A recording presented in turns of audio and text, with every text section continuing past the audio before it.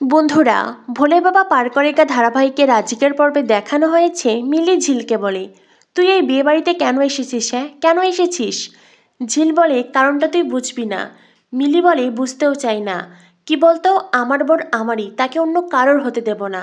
কিন্তু তুই তো এমনটা ভাববি না। তুই তো তাকে ছেড়ে দিয়েছিস, আবার তার বিয়েতেও এসেছিস। তখনই মিনু বলে, এত সেজে গুজেই বা কেন এসেছিস? হ্যাঁ, কেন এসেছিস এত সেজে গুজে? তোকে দেখে না ঝিল, আমার গা জ্বলে যাচ্ছে। এই যে তো দামি শাড়ি গয়না এসব তোকে কে দিয়েছে? ঝিল বলে, কে আবার দেবে? ওই দিয়েছে। তখনই মিলি বলে, ঘুষ দিয়েছি, ঘুষ। মিনু বলে, ও দিল আর তুই পরে নিলি? তখনই ঝিলের একজন বন্ধু বলে, আমার তো ইচ্ছে করছে ওই চৈতি ম্যাডামকে ধাক্কা মেরে ফেলে দেই। ঝিল বলে, কেন কেন তোর এমন ইচ্ছে করছে? তখনই ঝিলের আরেক বন্ধু বলে, বারে উনি জেনে বুঝে তোর জায়গায় কেন আসতে চাইছেন? উনি কি জানতেন না স্বাক্ষর সাথে তোর বিয়ে হয়েছিল? তখনই ঝিল বলে, এসব কথা বাদ দে না। ঝিল মনে মনে ভাবে, সাক্ষ্য তো আমাকে বিয়েই করতে চেয়েছিল, কিন্তু আমি ওকে বলেছি আমায় না বিয়ে করে চৈতি ম্যামকে বিয়ে করতে। যার সাথে ওর বিয়ে ঠিক করা ছিল তাকেই বিয়ে করতে বলেছি। তাই সবাই ওকে দোষারোপ করলো, ওকে কি অতটাও দোষ দেওয়া যায়? ও তো আমাকে অপশন ভেবে নিয়েছিল, আমাকে বিয়ে করতে চাইলো। আমি যখন না করলাম, এখন চৈতি ম্যামকে বিয়ে করছে। তবে তো ও আমাকে তার অপশনই ভাবলো, তাই না? আমি তোমার জীবনের অপশন হয়ে থাকতে চাই না। তুমি একদিন ঠিক বুঝবে, তুমি এমন একজন মেয়েকে হারিয়েছ যার মতন মেয়ে তুমি আর কখনো পাবে না, কোনো দিন না। এই বলে ঝিল আর চোখে স্বাক্ষর দিকে তাকায়। অন্যদিকে সাক্ষ্য ঝিলের মনের কথা বুঝতে পেরেই মিটমিট করে হাসতে থাকে। অন্যদিকে মিনো ঝিলিকে বলে, তোর যা ইচ্ছে তুই তাই কর, তোকে না আমার সহ্য হচ্ছে না। এদিকে দেখানো হয় চৈতি তিতিরকে বলে, ওই মিনো মাসি নাকি, ওনার তো কাজ ফুরিয়েছে, ওনাকেও খাইয়ে দিয়ে ঝিলের সাথে পাঠিয়ে দাও। ওনারা যত সময় এই বিয়ে বাড়িতে থাকবে আমার চিন্তা দূর হবে না। তাই যত তাড়াতাড়ি সম্ভব ওদেরকে এখান থেকে চলে যেতে বলো। তিতির বলে, চৈতিদি তুমি শুধু শুধুই ভাবছো। দেখো, ঝিলের সাথে দাদাভাইয়ের ডিভোর্স হয়েছে। এখন ঝিল চাইলেও দাদাভাইকে আর পাবে না। আর তাছাড়া ওরা কি করবে বলো তো? ওদের কি ক্ষমতা? তোমাকে তো আর বিয়ের পিঁড়ি থেকে সরিয়ে ওই ঝিলকে বসিয়ে দিতে পারবে না। আর তাছাড়াও চৈতিদি, তুমি আগে রেজিস্ট্রি বিয়েটা কেন করোনি সেটাই তো বুঝতে পারছি না। চৈতির বন্ধুরাও সেম কথা বলে। চৈতি বলে, আসলে এই বিয়েটা এত তাড়াতাড়ি ঠিক হলো, আর রেজিস্ট্রি বিয়ে করতে তো আরও একটু সময় লাগতো, সেই জন্যই আর কি। চৈতির বন্ধুরা বলে, এরপরে তুই যখন আবার রেজিস্ট্রি বিয়ে করবি তখন আমাদের খাওয়াতে হবে। চৈতি বলে, আরে রে খাওয়াবো, তোদেরকে খাওয়াতে কখনো কি আমি কার্পণ্য করেছি নাকি? তোদের খাওয়াতে আমার কোনো আপত্তি নেই, আগে আমার জীবনটা আমি গুছিয়ে নেই। তখনই তিতির বলে, চৈতিদি এইবার সত্যি সত্যিই দেরি হচ্ছে, চলো তো তাড়াতাড়ি চলো, ওদিকে বিয়ের লগ্ন পেরিয়ে যাচ্ছে। এরপরেই চৈতির বন্ধুরা চৈতিকে মালা পরিয়ে দেয়। চৈতি ওখান থেকে দুপা হাঁটতে গেলেই হোঁচট খায়। চৈতি বলে, উফ, বিয়েতে আবারও বাধা পড়ল। তিতির বলে, চৈতিদি এইসব কিচ্ছু না, তুমি অন্যমনস্ক ছিলে সেজন্যই হোঁচট খেয়েছ, কিচ্ছু হবে না, চলো। এই বলে তিতির চৈতিকে ধরে ধরে নিয়ে আসে বিয়ের মণ্ডপে। অন্যদিকে চৈতির বাবা স্বাক্ষর দাদুর কাছ থেকে বিয়ের অনুমতি চায় বরকে মণ্ডপে নিয়ে যাওয়ার জন্য।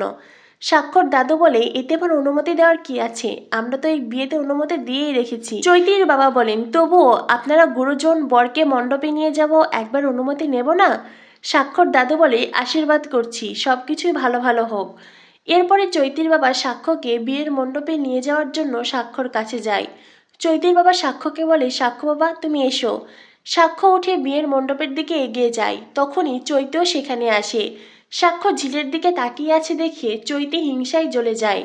অন্যদিকে সাক্ষ্যকে মণ্ডপে যেতে দেখে মিনু আর মিলি বিয়ের মণ্ডপ ছেড়ে চলে যেতে চায়। তখনই সাক্ষ্য বলে, মিনু মাসি তুমি কোথায় যাচ্ছ? চৈতি তখন সাক্ষ্যকে বলে, সাক্ষ্য, কে কোথায় যাচ্ছে এটা এত তোর কি জানার দরকার? হ্যাঁ, তাছাড়া বিয়ে বাড়িতে আরও অনেক গেস্ট আছে, তুই তাদেরকে দেখ, তুই এদেরকে নিয়ে কেন পড়ে আছিস? তখনই সাক্ষ্যর বাবা বলেন, সত্যি এখানে যে কি নাটক হচ্ছে কিছুই বুঝতে পারছি না। সাক্ষ্য বলে, নাটক তো সবে শুরু হলো বাবা, এইবার হবে আসল নাটক। স্বাক্ষর মেজকা বলে, এখন আর কোনো নাটকের প্রয়োজন নেই, অনেক নাটক হয়েছে, এইবার বিয়েটা আগে হোক, তারপরে বাকি নাটক হবে। সাক্ষ্য তখন মিনুকে বলে, মিনু মাসি তুমি কোথাও যাবে না, তুমি প্লিজ এখানে থাকো। তখনই চৈতি বলে, সাক্ষ্য তুই ওনাদেরকে এভাবে কেন রিকোয়েস্ট করছিস? সাক্ষ্য বলে, রিকোয়েস্ট যখন করছি নিশ্চয়ই কোনো কারণ আছে। এরপরেই সাক্ষ্য ঝিলকে বলে, ঝিল, আর এই যে তোমাদের বলছি ঝিলের বন্ধুরা তোমরাও এদিকে এসো।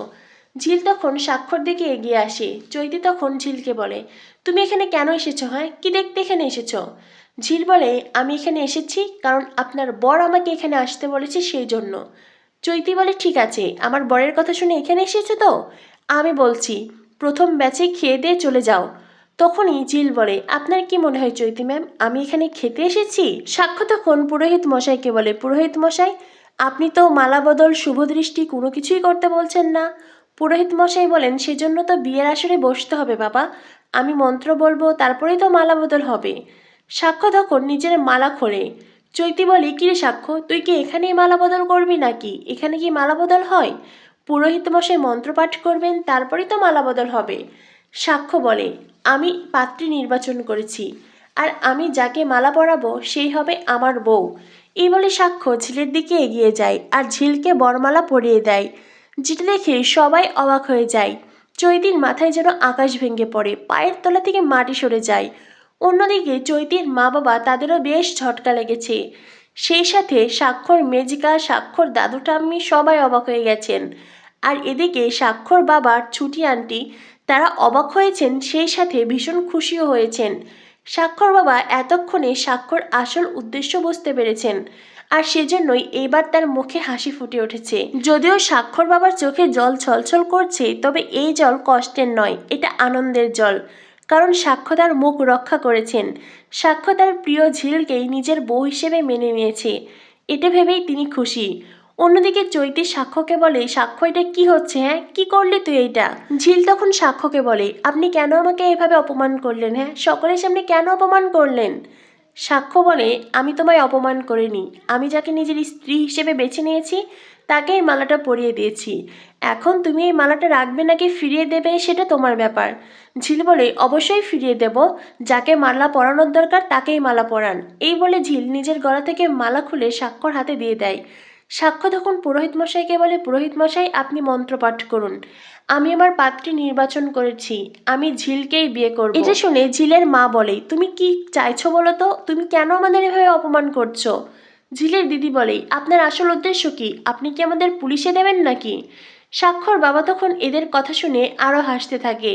ঝিলের বন্ধুরা বলে, তোমরা ভুল ভাবছো, উনি আসলে ঝিলকেই বিয়ে করতে চেয়েছেন, তাই তো সকাল থেকে এত আয়োজন, আমাদের সবাইকে এত শপিং করিয়ে দিয়েছেন, ঝিলকে এত কিছু কিনে দিয়েছেন।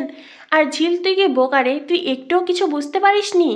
ঝিল তখন বলে, কি বুঝবো আমি, ওনার যার সাথে বিয়ে ঠিক হয়েছে উনি তাকেই বিয়ে করবে। তখনই সাক্ষ্য বলে, শোনো ঝিল, আমি যাকে ঠিক করেছি তাকেই বিয়ে করব। তুমি যদি আমায় ছেড়ে যেতে চাও আমার কোনো আপত্তি নেই, তার আগে আমি তোমার সিঁথিতে সিঁদুর পরাবো, তারপরে তুমি সিদ্ধান্ত নিও তুমি থাকবে কি যাবে। সিঁথিতে সিঁদুর পরানোর পরেও যদি তুমি চলে যেতে চাও আমি তোমাকে আটকাবো না। সাক্ষর কথা শুনে ঝিল মনে মনে খুব খুশি, কিন্তু ঝিলের চোখ বেয়ে অঝরের জল ঝরছে। সাক্ষ্য সকলের সামনে এভাবে ঝিলকে স্বীকৃতি দেবে এটা ঝিল ভাবতেও পারেনি। অন্যদিকে চৈতি মাথা ঘুরে পড়ে যায়। তো বন্ধুরা, কি হতে চলেছে ভোলে বাবা পার করেকা ধারাবাহিকে? ভোলে বাবা পার করেকা ধারাবাহিকের পরবর্তী আপডেট পেতে আমাদের সাথেই থেকো। ধন্যবাদ সবাইকে।